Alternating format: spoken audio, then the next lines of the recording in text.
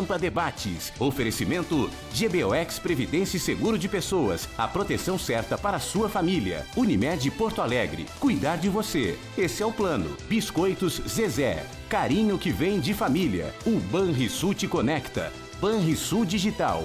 Clique e simplifique. E Sescope RS. Cooperativismo. A grande força do Rio Grande. Estamos iniciando mais um Pampa Debates. Traz hoje Luiz Coronel. Luiz Coronel chega perto da Feira do Livro, ele participa quase toda semana, 2 vezes por semana. Já participou a semana passada, hoje de novo. Coisa boa, né, Luiz Coronel? Quem tem amigos não deixa a cadeira vazia. Né? E não morre pagando. Não morre pagando. Agora vou até mudar o nome do livro agora. Em vez de Leontina das Dores, amanhã, vai ser Leontina e Seus Amores. Amanhã que horas? Amanhã às 6h30 na Feira do Livro. Por um preço de baratilho, como dizia assim no interior, né? Baratilho. Qual é o preço do livro? Olha, por incrível que pareça, vai ser colocado a R$40. Barato Ele mesmo. sai por R$39. Entre a gráfica entrega pelo preço e completa com CD vai a R$39. Eu comprei um do Kenny Braga, R$50. Pois é. Aqui é um álbum com ilustrado. Tudo, espetacular o livro. Lênin Streck. Satisfação de voltar a encontrar o Eduardo. Aliás, que tinha uma proposição de debate entre vocês dois, tinha, né? mas ainda não podemos, temos que fazer um dueto. Por quê? Está com medo? Não, porque isso é provocação. É provocação. Teremos que fazer isso eu mais assim, tempo. Não vamos tirar o tempo dos outros. Já começa que o Lênin é um grande professor. Eu vou conversar com ele, não vou debater com Mestre, o Lênin. Então, né? Professor, doutor, pós-doutor. Está fazendo onda já. Hoje Não, olha aqui, ó. Hoje eu debati com o Zé Eduardo Cardoso lá na OAB de São Leopoldo.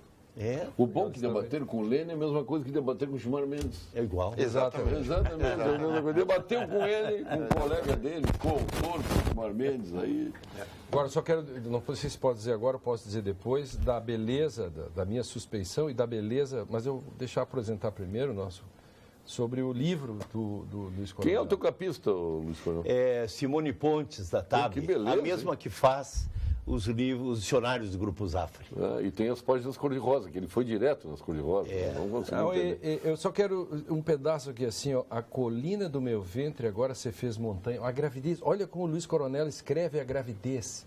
Isso é fenomenologia pura. A colina do meu ventre agora se fez montanha. A vida que em mim se aninha, por onde eu for me acompanha. Isso é troço genial.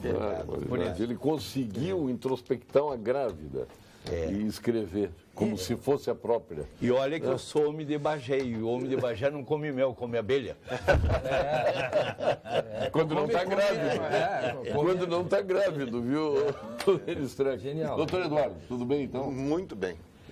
Melhor agora. bem, Aqui na presença dos amigos cortei. Quase como quem vai sentar a praça. Mas vamos marcar o debate, né? Vamos? Vamos. Ele que está provocando. Eu quero fazer um frente a frente, vocês dois. E nós sempre falando pelas costas, porque pela frente já falta educação. Como diz o meu caro amigo Carlos Esperotto, bom é falar pelas costas, pela frente não tem graça. E falta educação. Mas esse assunto que nós estávamos falando foi sobre a decisão do Supremo, aquela se aplicava ou não se aplicava ao Aécio. Foi isso, essa foi a provocação. E o assunto já está mais ou menos vencido. Já está pacífico. Já está mais ou menos vencido. Mas terá alguns desdobramentos, porque agora, recentemente, a Assembleia Legislativa do Rio Grande do Norte rejeitou uma decisão judicial de um desembargador que decretava a prisão de um deputado estadual. Que isso já é o efeito colateral. Que é o efeito colateral daquela decisão do Supremo. Então, a Assembleia Legislativa do Rio Grande do Norte fez um decreto legislativo, colocou em votação a prisão, o decreto de prisão de um desembargador do TJ do Rio Grande do Norte, e por um ato legislativo rejeitou o decreto de prisão. E acredito que em breve nós vamos ver por aí as câmaras de vereadores também rejeitando os decretos de prisão dos juízes em relação aos vereadores. E reunião de condomínio já é o próximo passo. É o próximo passo, claro. Graças ao da Carmen Lúcia, que foi o final que fez aquela confusão generalizada. Graças à covardia do Supremo Tribunal Federal, que começou com o episódio do Renan Calheiros. Ela não queria votar. Mas deixa eu colocar em cena o nosso magnífico reitor da UPF, nosso querido amigo José Carlos de Souza. Prazer tê-lo aqui, reitor. E presidente da Comung também. Do Comung, exatamente. Ele é o presidente hoje das consórcio das universidades comunitárias do Rio Grande do Sul. Do Rio Grande do Sul. Uma alegria estar aqui O com senhor vocês, merece. com essa companhia de intelectuais aqui de alto gabarito. É verdade. Agora, o senhor terminou a jornada literária, né? Ela andou meio claudicante e voltou a pleno. Parabéns lá. Muito obrigado. Eu sei que foi o PF que tomou a peito realizar a jornada literária, senão não sairia. Eu tenho certeza disso. De fato, Paulo Sérgio, em 2015, quando nós tivemos que cancelá-la em razão da ausência de recursos naquele momento, foi algo que doeu muito a todos, né? Foi traumático, mas a medida foi adequada. Conseguimos remodelar a proposta e este ano, agora no mês de outubro, no início do mês, realizamos a nossa 16ª jornada, que foi um absoluto sucesso. Sucesso de público, de participação, e aqui o agradecimento ao apoio incondicional da Rede Pampa, da mídia, né, que compreendeu a importância deste evento para a cultura do Rio Grande do Sul, para a literatura de um modo geral, que é algo que precisa, assim, de permanente apoio de todos os órgãos de imprensa, seus mais diversos modelos, né? Porque esse é o caminho. Formação de leitores para que nós possamos ter aí uma sociedade cada vez mais instruída, cada vez mais culta e que possa, fazendo um gancho aqui nas conversas do Dr. Eduardo e do Dr. Lênio, que possa entender o que está acontecendo no nosso país, principalmente no Supremo Tribunal Federal, que é onde a sociedade brasileira deposita alguma esperança e cada vez se vê desesperançado com os resultados que O que diferencia a jornada literária de Passo Fundo da Feira do Livro de Porto Alegre? Primeiro, lá é bianual, né?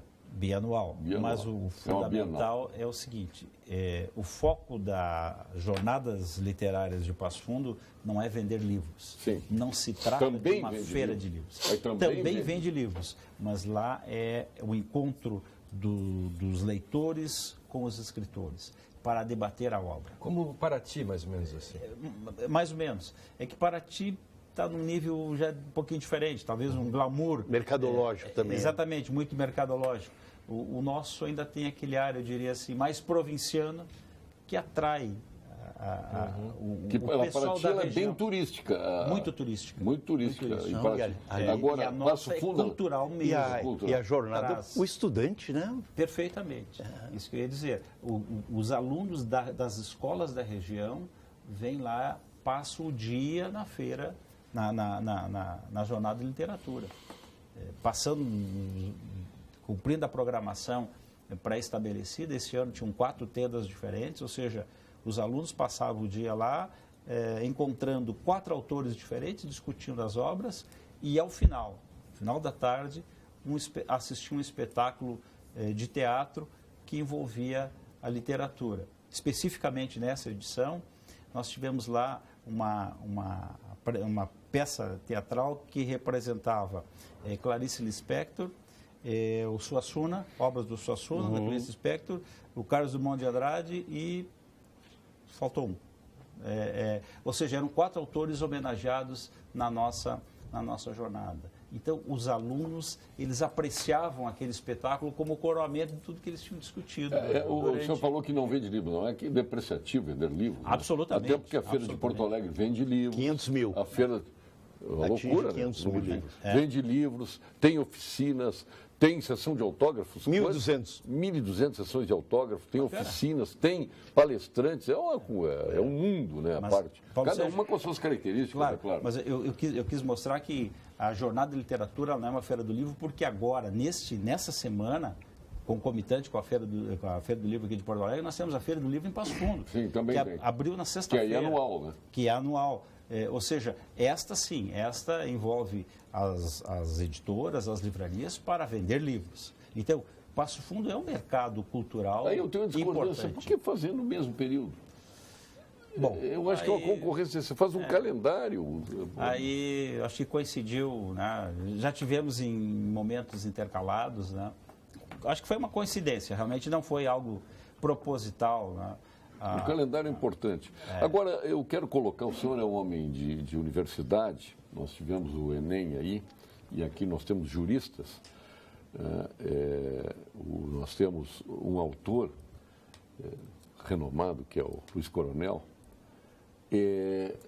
A questão da redação, a questão dos direitos humanos, isso que eu não tinha nem me dado conta, né? Quando saiu a decisão judicial pró-liberdade de expressão, que era um absurdo se criticar os direitos humanos, se abordar um tema, é zero na redação. Mas como é que pode? É um absurdo. Mas então me disseram que os militares é que faziam censura? Não, eu quero dizer que o que me impressiona nisso é isso ser matéria para a decisão do Supremo Tribunal. Mas é o que nos resta. Sim. O que resta para a sociedade é isso. Mas depois... mas não confie demais. Quando tiver o Gilmar Mendes lá, realmente é difícil. Em Goiás, discutiram se fazer um ofurô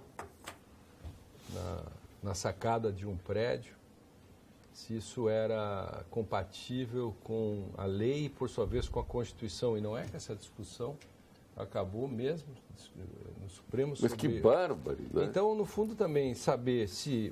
Primeiro, isso é uma questão subjetiva, mas eu não consigo entender, eu não entendi até agora por que é que isso é uma discussão judicial. Porque eu confesso que não consegui entender Mas bem. porque passou por outras instâncias. Eu sei, mas no Brasil, o Brasil está criando cidadãos... Não, por que botaram na lei isso? Pois é, mas o Brasil está criando cidadãos de segunda classe. Exatamente. O Brasil está criando cidadãos de segunda classe, porque na medida em que nós já não discutimos os assuntos, levamos tudo ao pai judiciário, todo o tempo ficamos tudo lá. Não conseguimos resolver o problema do Enem. Eu acho que tem uma expressão que eu gostei muito, é o idealismo intolerante e as pessoas colocando em suas mentes uma munição de ódio, de desacerto. E eu quero te lembrar um episódio maravilhoso da história da humanidade. Oscar Wilde escreveu a peça Salomé, onde tem um mais espetacular elogio à beleza masculina. É quando Salomé olha no poço a beleza do São João Batista. E a peça foi censurada. E o Oscar Wilde diz frases geniais. O moralista quer o monopólio da imoralidade. Uma obra de arte não é moral nem imoral. Será ou não será bela? Exatamente. Mas acho que esse é o ponto crucial desse debate, né? É o aspecto da censura. Porque o que estava em jogo, me parece, que era o tipo de avaliação que poderia o avaliador fazer sobre a abordagem do tema. Se podia ou não zerar a redação. Acho que aí... Então, pelo edital, ela anulada, a redação é zero. Mas vem cá, mas o cara que escreve uma redação, eu acho que isso não tem judicializado. Mas escrever uma redação contra os direitos humanos, o cara tem que levar zero mesmo. Mas por quê? Mas evidente. Mas por quê? Por quê? Porque direitos humanos é uma coisa... Mas isso virou ditadura? É uma conquista civilizatória. Pô, liberdade de expressão, onde é que está? Mas ele pode pensar contrário a isso. Se o cara é contra a homofobia, é um direito dele. Contraria os direitos humanos. Ninguém pode ser contra os direitos humanos. Se ele é a favor da homofobia, é um direito dele? Só um pouquinho. Desculpe, mas se você acha que pode escrever contra os direitos humanos, mas pode. Numa redação de uma pessoa que está em formação, e você acha que isso pode, eu acho que pode. Não, fora. Desde a Revolução Francesa... Tu foi contra a exposição aqui no... Não é esse o foco da avaliação, é esse o aspecto. O que eles têm que considerar? Se abordou ou não abordou o tema. Não diz que ele tem que abordar o tema pelo lado positivo ou pelo lado negativo. Ele tem que abordar o tema. Abordou. Porque tinha gente escrevendo coisas do tipo essa da camiseta desse Einstein da política, sendo sarcástico. O Bolsonaro, em que escreve assim, direitos humanos é o esterco não sei o quê. Quer dizer, aí não tem condição.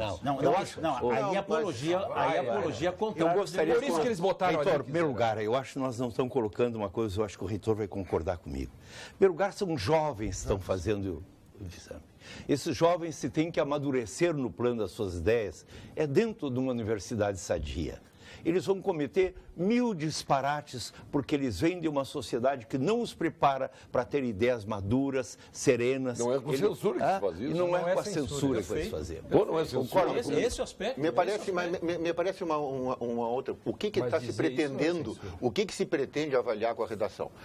Eu não sei se continua assim, mas a gente eu ouvia, pelo menos, dizer aí na mídia que 0 na redação, o sujeito estava excluído da prova.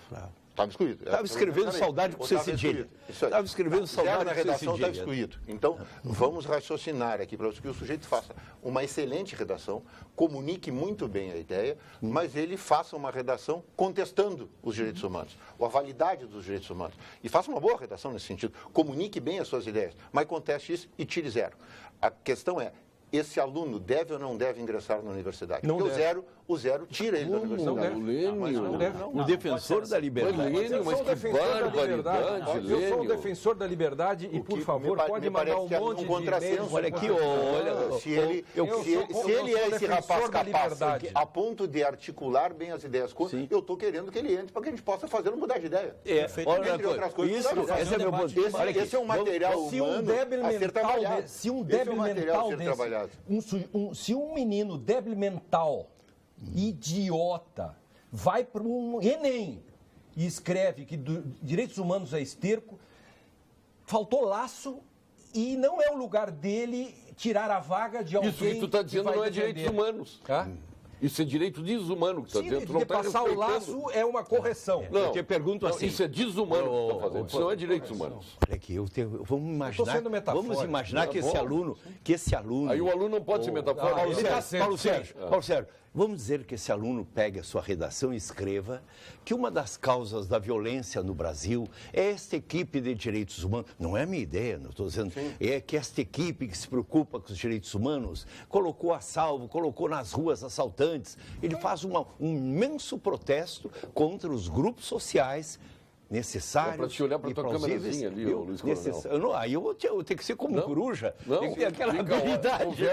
Conversa com 3, somos nós. Conversa? E mais o telespectador então, volta também. a conversar com o telespectador. Tu não sabe o que é roda? Honra, né? Tu não sabe o que é roda? Não, eu sei o olhar da coruja. eu conheço o pescoço da coruja, 180 graus. Né? Mas o que eu queria dizer é o seguinte, esse grupo de defesas humanas é o que há de mais belo dentro de um país, que defende a dignidade humana. Mas se alguém pensar que parte da violência estabelecida no país tem origem nestes grupos, ele vai expor essa ideia. Claro. Ele não pode sair a ser banido, eliminado. Vai escrever que é esterco? Não, isso não. Aí já está dentro do desrespeito. Vocês sabem que uma redação, o objetivo foi exatamente atacar isso. Essa gente, evidente. Aí eu sou contra. Essa gente do Bolsonaro, esse negócio. Se eu estou com a caneta, o cara escreve isso, que defesas humanas é esterco, eu digo, em primeiro lugar vai aprender a ter linguagem, né, meu filho? É isso. Foi por isso que foi feito. Aí ele pode zerar pela forma de apresentar o tema, mas não por ter a opinião. Não pelas ideias condutoras. Escreveram isso. Fizeram essa Quer ver direitos humanos? Quer ver direitos humanos? A TV Pampa está exibindo uma série de vídeos realizados em parceria com a Procuradoria-Geral do Estado. O tema da campanha é Não Cale, Compartilhe. Nosso objetivo é chamar a sociedade para discutir temas atuais sensíveis, além de exibidos neste programa. Os vídeos vão estar disponíveis no Face. E assim, agradecemos as pessoas que aceitaram o desafio e vão nos contar as suas histórias de vida, para que possamos refletir, procurar criar uma sociedade mais justa. Vamos agora a este VT que eu entendo, entre outros que já apresentamos aqui, maravilhoso. O racismo é uma chaga que deve ser combatida em todos os espaços. Ainda na graduação, fui conversar com um colega em outra sala de aula. Depois que saí, o professor perguntou para a turma se me conheciam. Responderam que sim. E ele então disse, nunca se sabe. Ao saber disso, eu decidi que eu combateria o racismo em todos os momentos, em todas as oportunidades que tivesse. Eduquei meus filhos para e pela diversidade. E fui além dos muros da minha casa. Hoje eu participo de numerosos grupos que combatem a discriminação de todas as formas e em todos os momentos. Meu nome é Jorge Terra, eu sou o procurador do Estado. Eu compartilhei a minha história. E você, está pronto para compartilhar a sua?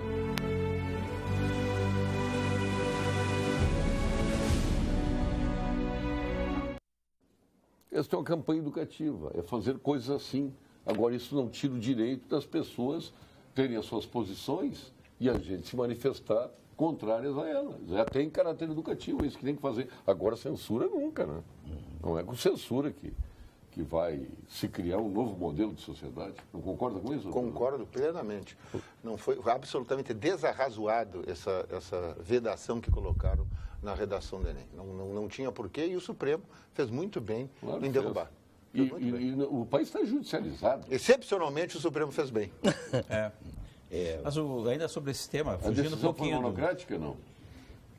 Não me lembro. Não me lembro se foi monocrática. Não, tenho a impressão que foi. Foi monocrática? Foi. Autocrática. Foi da Não, presidência. foi só da presidência. Foi a Só da Carmen presidência. Foi a Carmen Foi Lúcia. só ela. Aí até que ela deu um voto bem consciente, eu gostei do Ela voto disse dela. que podia, mas ao mesmo tempo não podia. Estou brincando. Que nem o voto dela. Está proibido de não agarrar, sabe. mas não está proibido de Qual é o agarrar. resultado?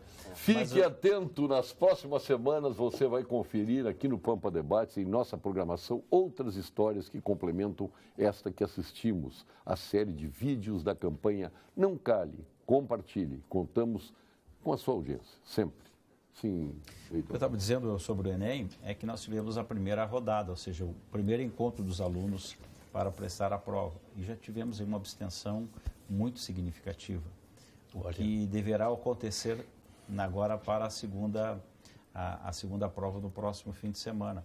Então, isso denota que o Enem não está conseguindo avançar, que é uma das formas de ingresso na universidade, né? Principalmente na universidade pública. Né? Então, algo que preocupa dentro do sistema universitário, um modelo de acesso ao ensino superior. O senhor é a favor da manutenção do vestibular? Não, também, Não nós entende que o Enem possa nós substituir no continuamos, a Universidade de Passo Fundo continua usando o vestibular tradicional, elabora suas provas enfim, essa é a forma de ingresso na instituição. Além do nós Enem. aceitamos a nota do Enem como uma nota complementar, principalmente da redação. Que o aluno ele pode dizer, olha, eu gostaria de fazer a prova, mas eu quero também validar a nota do Enem. Se ele foi bem no Enem, essa nota terá um peso. Só que a avaliação da redação é feita por seres humanos, né? Sujeitos a erros e avaliações diferentes. Não existe um modelo. Olha, vai avaliar assim, dessa maneira. Ao menos na prática isso não vai acontecer. E o estrago do FIES? Unificação. Avaliar 6 milhões de redações. Esse é Tem uma coisa aqui que eu queria perguntar, Sim. que eu acho que você perguntaria também, que o reitor é a pessoa ideal para responder isso. Preocupa a todos nós. A minha pergunta é, e o estrago do FIES? FIES em 2015, até o início do ano, vinha muito bem. Veja, em 2014 nós tivemos Nós já tínhamos recebido eleição. o reitor aqui, em função da sua ida sua a Brasília, uma Sim. luta, e o senhor veio ao busca de programa aqui recursos, justamente né? para falar do FIES. Até 2014 era uma maravilha. Iniciamos 2015, o governo novo parou tudo. Nós fomos receber a primeira parcela em maio, depois a outra em novembro. Ou seja, num cenário de proposta de que busque uma universidade que o FIES financia, ou seja, o FIES está garantido desde que cumpra os requisitos. Na época, a nossa universidade tinha em torno de 32% dos alunos com FIES. Hoje, reduziu, devemos estar aí perto de 25, talvez, acho que não Os chega a efeitos 25. deletérios disso E vai são- cair. Olha só. Mas não no deu para mesmo fazer uma período- emenda nessas negociatas todas lá no Planalto com o Parlamento brasileiro? Na verdade, não tem. Estou verbas, brincando. né? Na época, a explicação era assim: olha, não tem orçamento. Nós conseguimos, depois de Mas muita luta, faltou, conseguimos. sobrou orçamento aí para Todas as para emenda. universidades privadas, Paulo Perderam. Sérgio, comunitárias, tudo isso, o sofrimento e o prejuízo, o desemprego que vai causar essa medida do governo é terrível, porque era o único E modo o de custo? alguns pobres de estudarem. Verdade? Não é a assim, melhor Heitor? forma de Para inserção. deixar bem claro. Assim, Forma por- de inserção no ensino superior. Isso. Quer seja comunitário ou privado, a única forma é alguém bancando. Alguém bancar. O FIES É mais um bom justo que as instrumento. cotas. É mais justo que as cotas. Muito melhor, muito melhor. Mais universal, Muito melhor. algo assim. Aí se prioriza a capacidade realmente de quem busca o ensino superior. Em 2015, diante desse cenário, nós criamos um programa próprio Agora, em 2019, a curva vai cruzar, ou seja, o nosso programa deu tão certo, é tão necessário, aí eu justifico porque da necessidade do financiamento, que o FIES está descendo, caindo, ou seja, diminuindo, porque não tem o apoio, e o nosso programa programa de auxílio E sem financiamento não estudantil, funciona. E como é que nós fizemos? Precisa financiar. Como é que nós fizemos? O aluno paga metade da mensalidade e a outra metade vai pagar depois de formado. Foi a forma que a Universidade de Passo Fundo encontrou de recepcionar esse aluno, não deixar ele sair da instituição, porque ele iria parar E os nossos deputados, Paulo Sérgio, os nossos senadores e deputados, uma questão tão importante, os jovens precisam ter acesso à universidade. Ah, mas assim, não é melhor cursar um técnico? Então, se lhes dê condições para o técnico, né? Isso é um pouco de discutir a esmola. Não dê esmola, não sei o quê. Bom, mas vai mandar o cara fazer o quê? Então, assaltar? Assaltar? Então, o seguinte, o FIES, os deputados... Eu não vi, eu leio os jornais, todos os jornais, eu não vi um deputado do Rio Grande do Sul, vou falar só dos nossos, e dos senadores fazer um veemente discurso contra essa questão do prejuízo do FIES. Eu não vi isso. E é uma questão nacional. Mas qual é o deputado que tem a bandeira da educação como uma grande... Ah, sim. O Buarque. É lamentável isso. Sim. Mas não aqui. Mas não está lá em Brasília. Atenção, por falar em vestibular, estão abertas até 27 de novembro as inscrições para o vestibular do curso superior em gestão de cooperativas da Faculdade de Tecnologia do Cooperativismo, o ESCOP. A prova única será realizada em Porto Alegre em 3 de dezembro. As inscrições são gratuitas e devem ser feitas pelo site www.escop.edu.br, como está aí no seu vídeo. Essa é a mensagem do SESCOP do Rio Grande do Sul. O CREMER saúda a reabertura dos leitos psiquiátricos para crianças e adolescentes. Finalmente, uma ação efetiva que busca atenuar os efeitos da política equivocada que há anos é aplicada na área da saúde mental. O CREMER vê a medida como manifestação de solidariedade aos pacientes e seus familiares. CREMER, estado de alerta pela saúde. Todo o trabalho deve ser reconhecido e valorizado. Por isso, a Unicred já liberou o adiantamento do 13º salário para a sua equipe. Você consegue ter controle maior dos gastos de sua empresa neste final de ano por meio do pagamento parcelado, além de aproveitar as taxas especiais que só a instituição financeira cooperativa pode oferecer. Procure assim a unidade de negócio mais próxima de você e saiba como adiantar. Unicred, mais valor para você. O que é, Lênin? Eu queria dizer duas coisinhas. Uma, que os deputados e senadores estão perdendo a grande oportunidade de fazer um discurso a favor da educação, conforme o reitor falou. Outra coisa eu quero dizer que o presidente TST, o ministro Ives Gandra da Silva Martins Filho, acaba de dizer uma coisa, que a honra do pobre e o sofrimento do pobre vale menos do que quem ganha mais. Aspas, sabe o que ele disse? Que uma pessoa que recebia um salário mínimo não pode receber, em termos de dano moral, o mesmo que ganha um sujeito que ganha 50 salários mínimos. Ele disse assim, se o pobre ganhasse isso, era como ganhar a loteria. Quer dizer que se você é pobre, telespectador, sua honra, essas coisas não valem nada. Quer dizer, um ministro do TST disse isso aqui, eu fico estarrecido que as pessoas...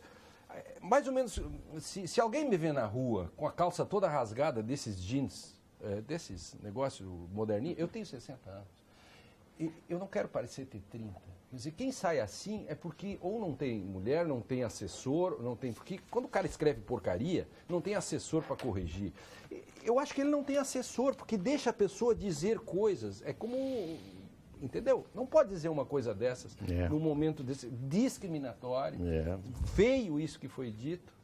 Enfim, não contribui. Censor aguçado hoje. Mas não, meu lado crítico, não pode dizer uma Paulo coisa Sérgio, nós não colocamos uma questão também fundamental, a redução em 50% da verba destinada à tecnologia e ciência. Perfeito. Isso é uma aberração, porque esse é o grande caminho. Eu estava lendo no livro agora a História da Riqueza do Brasil, ele fala em Singapura. Singapura, em 1950, era um pântano de pobreza.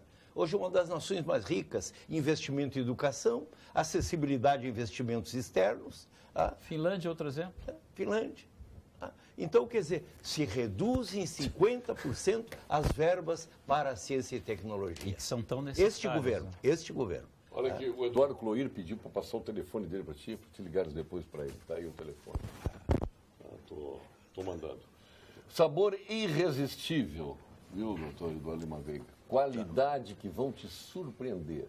Experimente as linguiças e salsichões dos alimentos Castro, que está disponível em toda a rede Zafari. Qualidade desde 1960. Eu quero te dizer o seguinte, eu fui sábado no supermercado, aqui na Cavalhada, e comprei as mignons da Castro, linguiça mignon. Comprei a linguiça calabresa forte, espetacular, defumada. Comprei linguiça defumada, sem pimenta, espetacular. Olha, eu recomendo.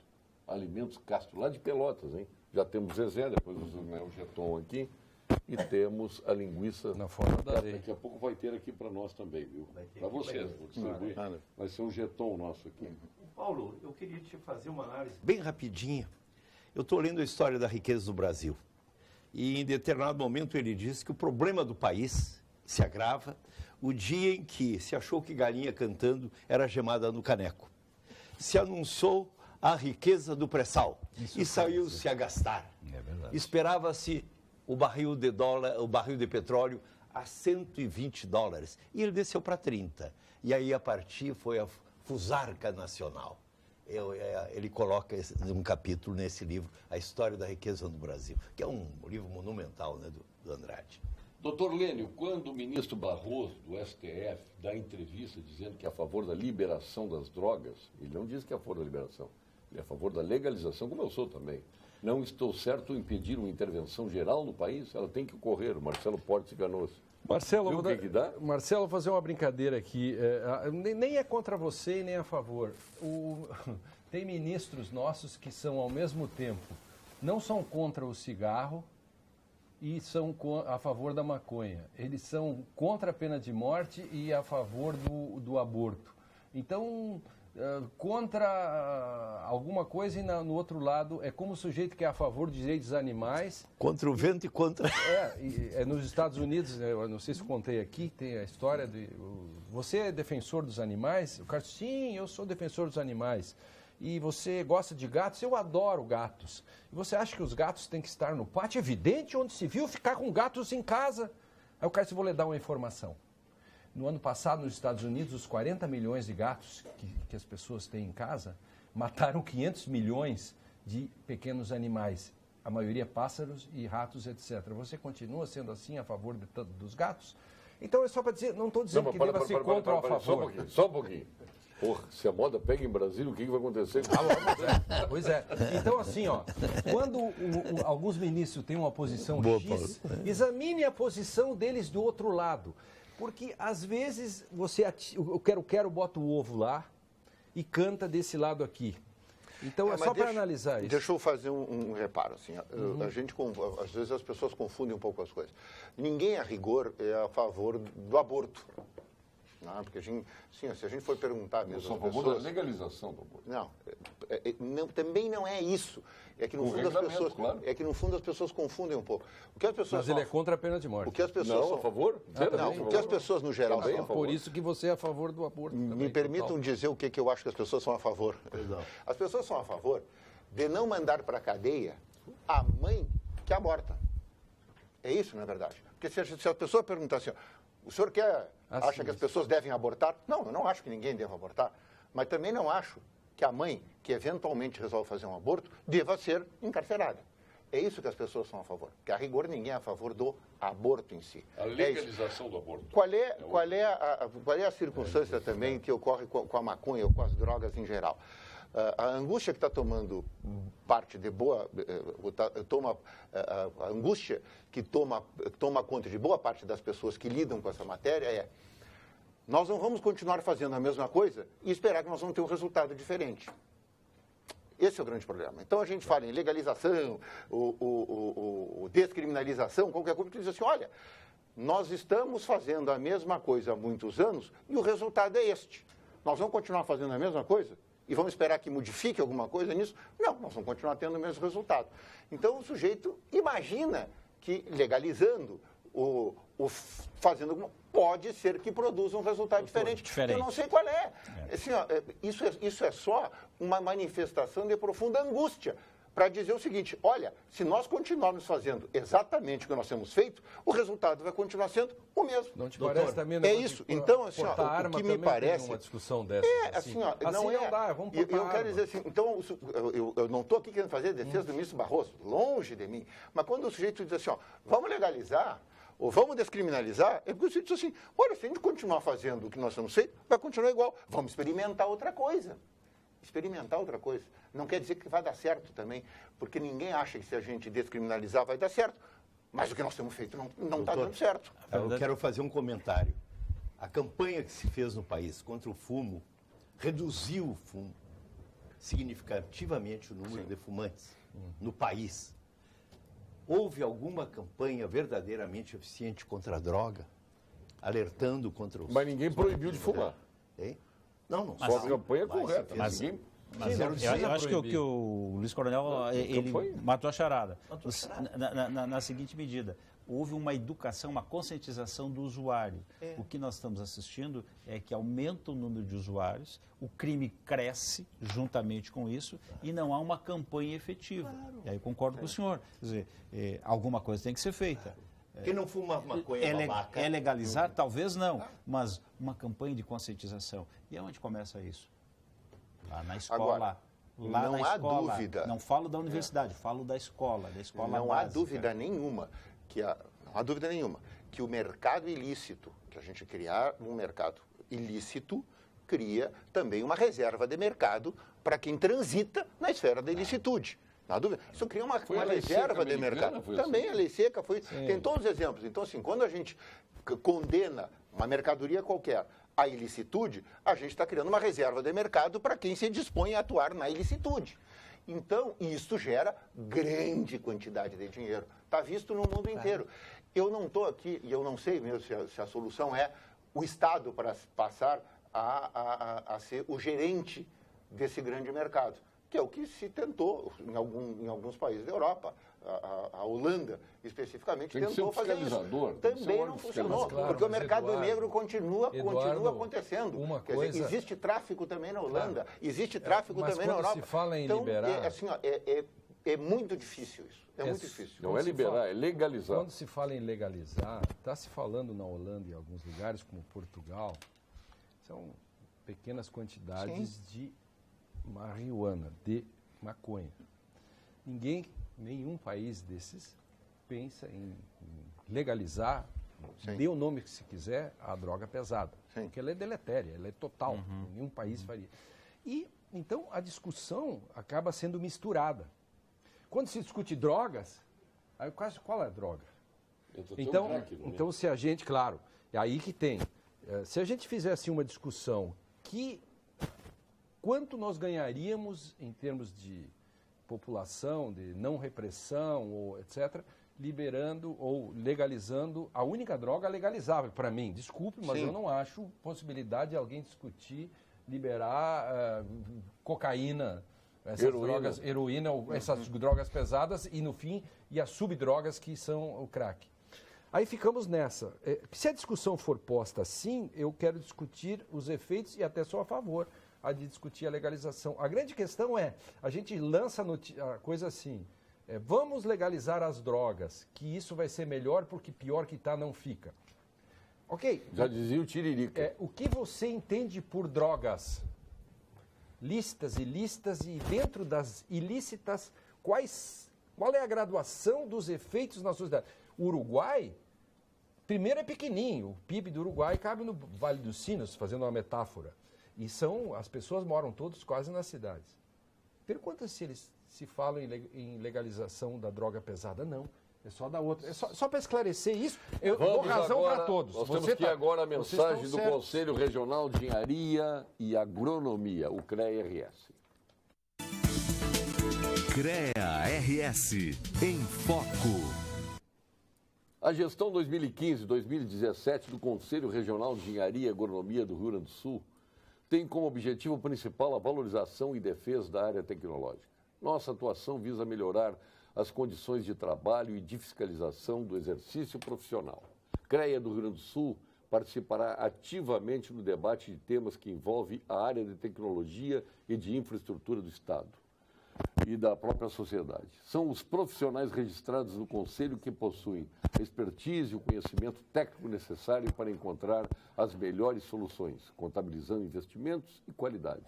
CREA do Rio Grande do Sul, valorização e defesa da área tecnológica. Vamos agora ao quadro Saúde, com a doutora Lídia Nongnotti, da equipe do doutor Gilberto Schwartzman, nosso PhD em Oncologia, titular do Clínicas, Ernesto Dornelles e sócio fundador do Instituto Oncológico Kaplan. Doutora Lídia. Boa noite. Sou a doutora Lídia Longnotti, oncologista clínica. Na comemoração dos 25 anos do Instituto Kaplan, imaginamos oferecer algo muito especial para as mulheres. Seguindo uma experiência exitosa em centros especializados no Canadá e na Inglaterra, criamos um programa de diagnóstico de câncer de mama em 24 horas. Isso mesmo, através de um esforço coordenado por vários especialistas, mulheres com nódulos suspeitos de mama terão a confirmação ou não da presença de câncer no dia seguinte. E isto é muito importante. Identificar o câncer de mama mais cedo possível é fundamental para a cura desta doença. Depois do tumor de pele, o câncer de mama é o mais comum entre mulheres, no mundo e no Brasil. No ano de 2016, foram diagnosticados em nosso país 58 mil casos novos de câncer de mama. E o Rio Grande do Sul é um dos estados de maior incidência. Cuide bem de sua saúde. Faça os seus exames preventivos e que detectem o câncer o mais cedo possível. Boa noite. Obrigado, doutora Lídia. Diz o Luiz Coronel que adora as mulheres de óculos. Por trás. Eu já adoro de qualquer jeito. Por trás da vitrine. Boa noite, Paulo Sérgio. Um grande abraço ao renomado procurador Lenin. Só faltava você Stalin, né? Que é Lenin. Olha, Laura Brisa aqui dizendo, hein? O teu nome Lênio vem de Lenin? Não. Não? Acho que não. Teu pai não era fã de Lenin, né? Não, mas também não era de Mussolini, né? Conhece a frase do Lenin? O Lenin disse assim, que esperar generosidade do capitalismo é a mesma coisa que esperar que o homem voe segurado pelas cordas de seus sapatos. Os direitos humanos a que o Bolsonaro se refere é o direito dos humanos, que mal comete o crime. Tem 3 advogados para defenderem e orientarem o criminoso. E para as vítimas, isso, nada. Que isso? Não é verdade isso. Isso é lenda urbana. Os pobres têm uma defesa muito fraca. Quando a defensoria está presente, é uma boa defesa. Não tem defensoria para todo mundo. É uma lenda urbana isso. O Bolsonaro usa isso. Tem coisas que, de fato, algumas pessoas têm razão. Tem exageros, como em tudo tem exageros. Há coisas que a vítima devia ser imediatamente amparada, a família tinha que ser cercada e afagada, etc, etc. Concordo. Agora, isso que o telespectador, com todo o respeito, assim, o telespectador querido, dá toda a audiência pra gente, mas é um pouco de lenda urbana isso.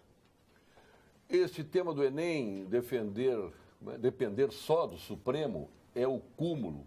Que tal politicamente estar acabando com o Brasil? O que vocês acham? Quem criou a lei quis impor suas ideias ou seu ponto de vista? O Lênio tem defesas brilhantes num dia e no outro defende ditador da Coreia, o Adelar Freitas. Ditador da Coreia? Barbaridade. Enlouqueceu.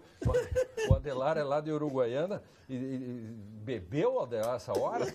Muito cedo ainda, o ônibus só passa às 7. Lá na minha terra, antigamente a gente dizia assim, a gente olhava assim, que horas que o ônibus passa às 7, então podemos começar a beber. O Adelar, eu nunca falei sobre o King, não sei o que, Yong. Kim Jong-un. Me inclua fora dessa. Ele fez uma crítica que o Lênin está fazendo, que de uma hora pensa de uma forma, outra hora pensa de outra, de assuntos correlatos, né? Olha, o Sartre uma vez disse assim, é necessário mudar sempre para permanecer fiel a nós mesmos, quando ele fez a crítica ao stalinismo, né? E o Partido Comunista veio em cima dele e ele disse essa frase brilhante. Né? Reitor, o senhor está quieto, reitor? Eu estava pensando. Você não quer entrar no baile de cobra? Não. Estou bem confortável aqui. Eu quero fazer uma provocação, Lênin, aqui. Voltando à questão dos direitos humanos. Né? tem sido muito criticada a postura dos direitos humanos quando se arvora a defender o criminoso para que ele não sofra lá punições não ortodoxas, né, que não sejam as legais. E que todos nós concordamos com isso, evidentemente. Mas não vemos o mesmo ímpeto dos direitos humanos, quem defende isso, com relação às vítimas, que o senhor acabou de referir, doutor Lênio. Então, acho que isso é algo que parece, de certo modo, contraditório.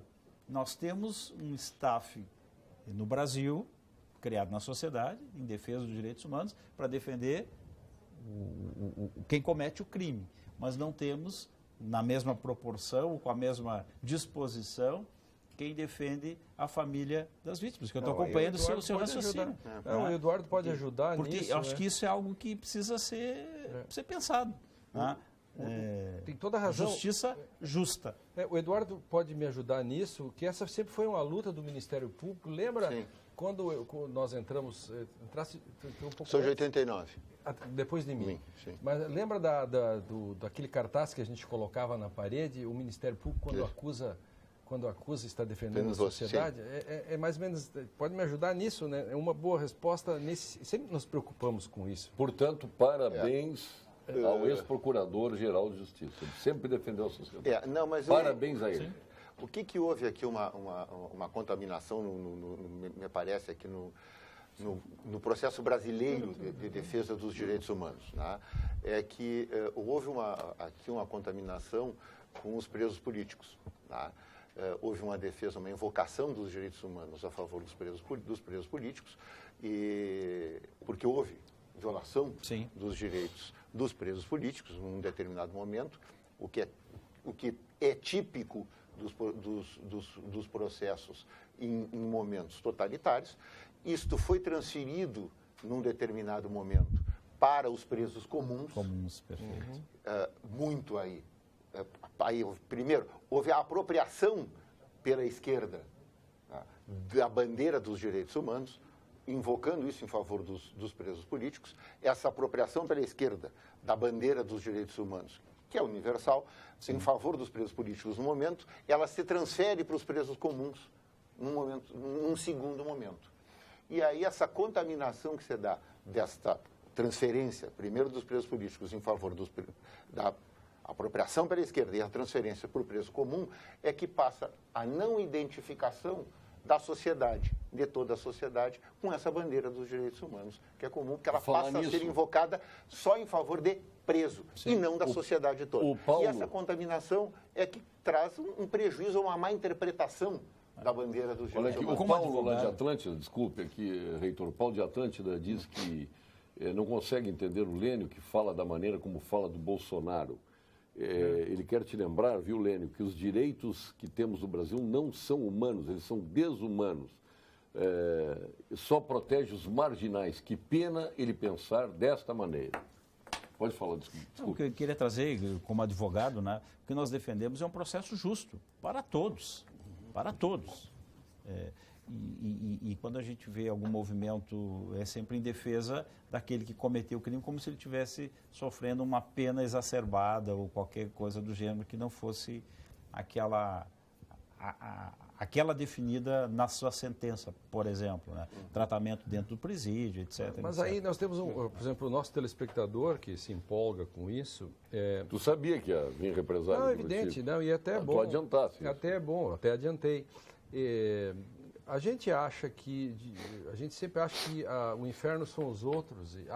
Aliás, a palavra outro vem de alienos, né? Por isso a palavra alienação. A gente aliena a ação para o outro. Sempre é o outro. Quando alguém ou o próprio está numa situação de acusação pelo poderoso Ministério Público e pela polícia, enfim, e o judiciário, ele quer todos os direitos à sua disposição. Qualquer réu que eu conheço, qualquer réu, rico ou pobre, a primeira coisa que ele quer saber é o seguinte: eu quero o devido processo legal. Tem prova ilícita? Eu quero saber se tem prova ilícita. Mas eu sei que foi você. Disse assim, mas a prova é ilícita. Isso é a primeira discussão com os amigos. Quem tem amigo réu que frequentam mesmo, a primeira coisa que conversa, ele vai dizer assim, agora estou com uma tese aqui, ver se eu consigo me livrar desse processo porque a prova é ilícita. Então, quando a gente fala assim, direitos humanos, direitos demais, não são direitos demais. São direitos adequados e que num contexto político de uma sociedade como a nossa, em que a violência é exacerbada, isso aparece mais porque a maioria das pessoas que cometem crimes não é como ele está dizendo, eles são muito maltratados. Não pense essa história de que os pobres são bem tratados ou porque os criminosos são bem tratados. Muito maltratados. Lene, um clima de insegurança, que o cara não vai na esquina, não tem mais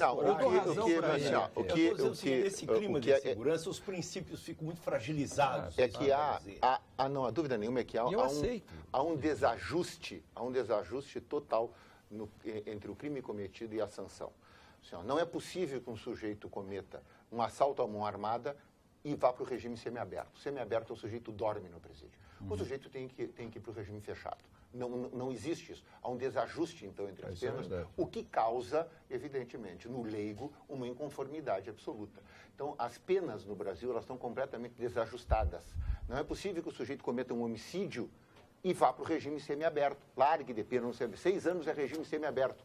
Então, e com 1 ano de cumprimento de pena, o sujeito está no aberto. Com 2 anos de cumprimento, ele está no livramento condicional. Doutor, não é possível isso, que o sujeito mata uma pessoa e com 2 anos ele está livre. Concordo. Então, assim, esse regime de cumprimentos de pena no Brasil, o sujeito não perde nunca. Então, o preso, ele faz essa conta. O preso contumaz, ele faz essa conta que eu estou fazendo aqui para o senhor. Ele sabe disso. Então, ele não perde nunca. E ele comete o primeiro roubo, o segundo roubo, o terceiro roubo, ele não vai preso preventivamente e ele continua comete o primeiro assassinato, então, segundo assassinato. Exatamente. E até que eles terminem julgado anos depois. E quando aí vem aquela montanha de penas que ele acaba preso, ele acaba progredindo depois de cumprir 1/6 da pena e aí começa com a saída temporária, fica 7 dias solto.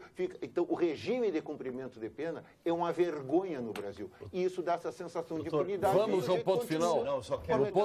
Vamos ao ponto final com o Gimo e a FCDL. Ponto final. Oferecimento Produtos Gimo. Qualidade comprovada. FCDL apresenta Que Comércio, o maior e mais completo programa de qualificação e gestão de empresas. O José Luiz de Rio Grande, ele quer lembrar aqui que o voto da ministra Carmen Lúcia é apenas em caráter liminar. O mérito será avaliado ainda pelo Pleno do Supremo. Daqui a 10 anos. José Luiz.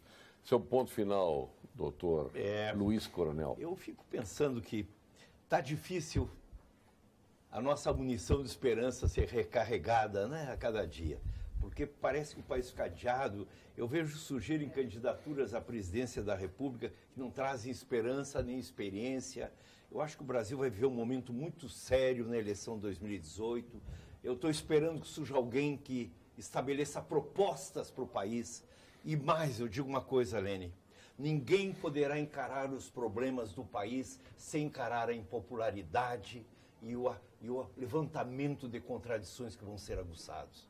Tocar nos problemas brasileiros não vai ser uma valsa. Não vai ser uma valsa.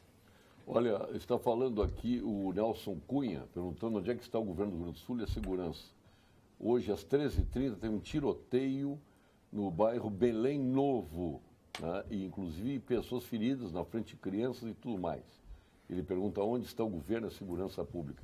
Hoje eu encontrei lá no Country Club com um amigo meu, que é empresário, que foi assaltado no posto Shell, ali antes do boulevard ali do aeroporto, parou para abastecer, assaltaram o posto e os 3 carros que estavam abastecendo.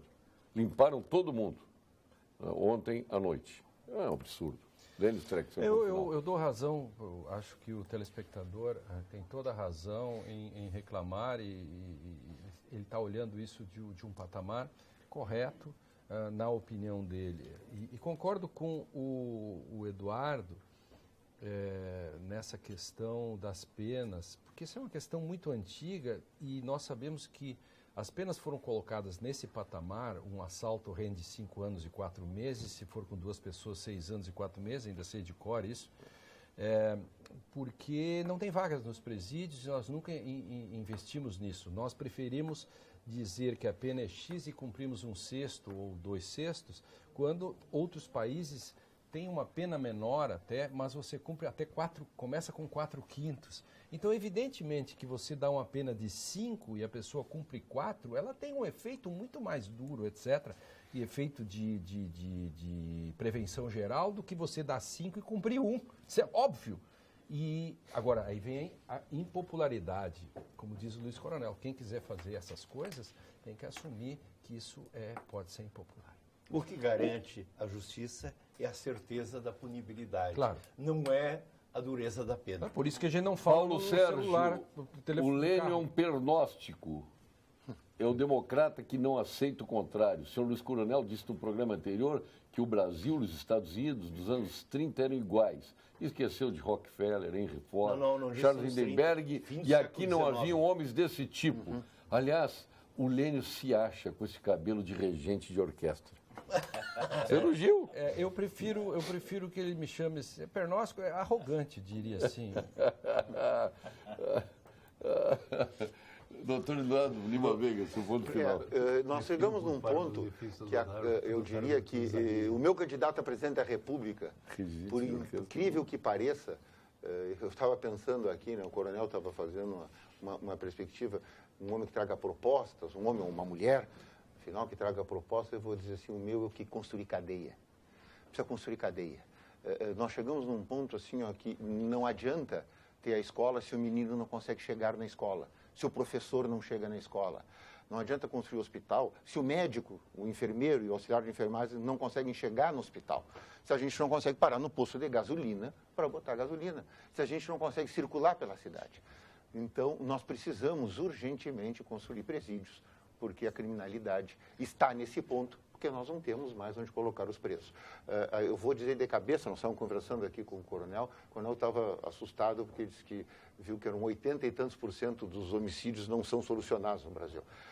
Eu não entendo isso exatamente, mas é mais de 90% não se descobre a autoria dos homicídios no Brasil. Não se descobre quem foi o autor. Dos que se descobre, possivelmente, o autor, a condenação não alcança todos. Porque tem problema de prova ou porque efetivamente não foi aquele. Mas o dado que eu tenho de cabeça é mais de 90% não se descobre a autoria dos homicídios no Brasil. Reitor então, José Carlos, é a situação Carlos que nós Carlos de enfrentamos. Souza, nosso reitor da UPF. Paulo Sérgio, demais companheiros de bancada. Ele está dizendo aqui, ó, Paulo Sérgio, importante e diga, em 2015 vivíamos sob o governo perdulário da senhora Dilma Rousseff. A educação brasileira sempre sofreu com o desinteresse da classe política. Somos a potência da corrupção e de condenados presidenciáveis. Vemos aqui dos companheiros de bancada uma manifestação com relação à sociedade. Eu acrescentaria aqui, pena que está no final do programa, Paulo Sérgio, onde foi que nós falhamos como sociedade? Porque nós estamos aqui, nós estamos construindo essa sociedade. Será que o caminho é construir presídios, que o doutor Eduardo acabou de referir? É construir escola? Afinal, para que lado nós vamos? Que sociedade nós queremos? Nós nos enclausuramos nas nossas propriedades, nas nossas casas e como se, aqui estou seguro, o resto é o resto. Nós perdemos o sentimento de comunidade, nós não somos mais uma comunidade que participa, que vibra, que discute, que interage com os seus. Cada um cuida das suas coisas. E nós transferimos, lamentavelmente, para o Estado, como se o Estado fosse prover tudo, e que não é verdadeiro. Então, nós temos uma esperança exagerada de que o Estado vai fazer aquilo que nós devemos fazer. Paulo Sérgio, boa tarde. Uma pergunta para o reitor da UPF. Os trevos de acesso da UPF são uma bomba relógio. Por que a reitoria não solicita ao governo um projeto para melhorar a segurança? Existe topografia favorável para fazer uma elevada para quem vem da via universitária, o Matheus de Passo Fundo. Ele botou aqui complementando. Caminhões passam em alta velocidade, os carros têm que atravessar a BR para entrar no UPF. A pergunta é pertinente e oportuna. Quarta-feira tem um ato aqui na Assembleia, de uma frente parlamentar, que vem uma equipe de Passo Fundo. O projeto que vai ser apresentado é um projeto elaborado pela Universidade de Passo Fundo, porque o DENIT informou que não tinha recursos para fazer o projeto do famigerado trevo que já deveria ter sido construído há muitos e muitos anos. Paulo, Uma pergunta final. É isso. Uma pergunta final. Vou começar por ti, Luiz Coronel. Candidatura de Manuela Dávila à presidência da República. Eu acho que precoce, né?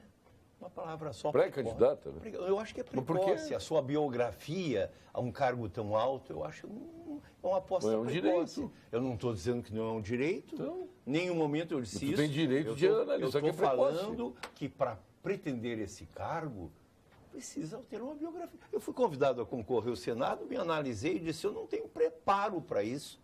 Eu não tenho história, biografia para concorrer a isso. Eu acho que um cargo como esse, presidente da República, deve ter uma bagagem de informações, de força política para enfrentar esse novo momento, que seria um peso muito grande para essa senhora. Com todo o encanto, com toda a sabedoria, com todo o seu altruísmo ideológico. Lênin. Para marcar a posição. O Partido Comunista do Brasil, pela primeira vez, desde 46, ele lança candidato. Na época, o Partido Comunista lançou o Iedo Fiuza e desde lá não lançava candidato. Ele está fazendo isso para marcar posição. Então toma aqui o teu Era pão um de belo mel, nome. teu pão Era de um mel. belo nome, eu acho um belo nome. Candidatura Manuela Dávila. Acho que é isso aí, o que o Leandro está dizendo. Tem um vácuo político nesse momento, ela está aproveitando para marcar posição e ganhar alguma notoriedade nacional. Como talvez tenha acontecido com a Luciana no ano passado, na última É isso, eleição. mas- né? Mas, Paulo, eu queria mas não colocar tem. uma pitadinha, Paulo.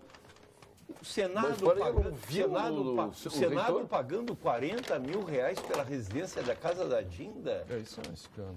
O que é absurdo, isso?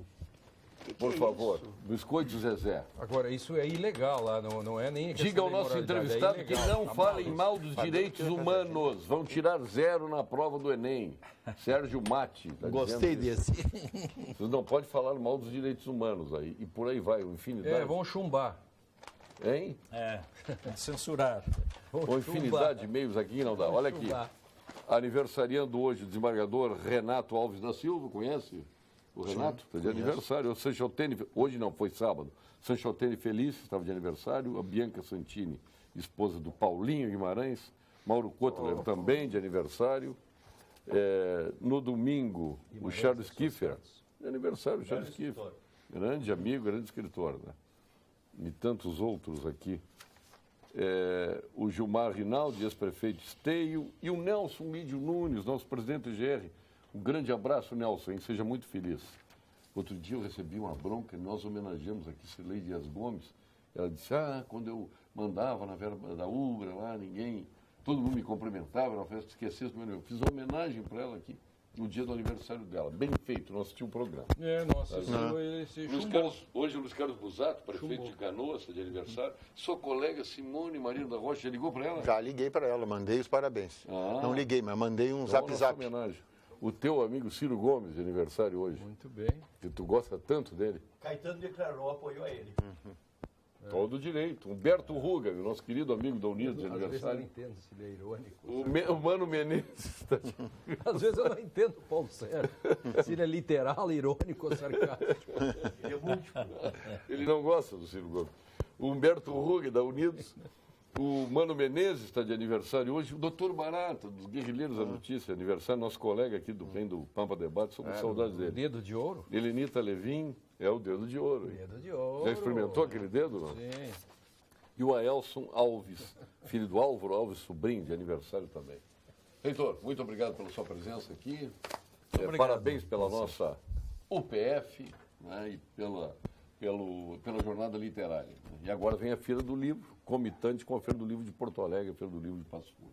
Doutor Eduardo Veiga. Um abraço ao Coronel Veiga. Hoje eu não briguei com o Eduardo, viu? O Coronel Veiga está muito sentido, que outro dia eu briguei. Nem eu. Quem? Nem contigo eu briguei. Mas eu também, nem nunca briguei brigo também contigo. com ele. Tu não brigou também? Não. Todo mundo comportadinho. Todo mundo comportado. Vê o que faz a presença de um reitor. Luiz Coronel. Obrigado, Luiz Coronel. Que agradeço a presença. E o livro, Amanhã, amanhã que horas? às 6h30, Lindo na livro. Feira do Livro. E tem direito ao CD, né? O CD Com a que Fafá de olha Belém. aqui, ó. Posso até abrir aqui, que bonito, ó. Ó, Lindo. Eu sou suspeito. Olha, Eu Fafá também de sou. Belém cantando 10 músicas, Orquestra Sinfônica Muito bonito. Unicinos e o Borghetti. Fique agora com as principais notícias do dia na sua região com os nossos apresentadores locais do Jornal da Pampa. Obrigado. Boa noite.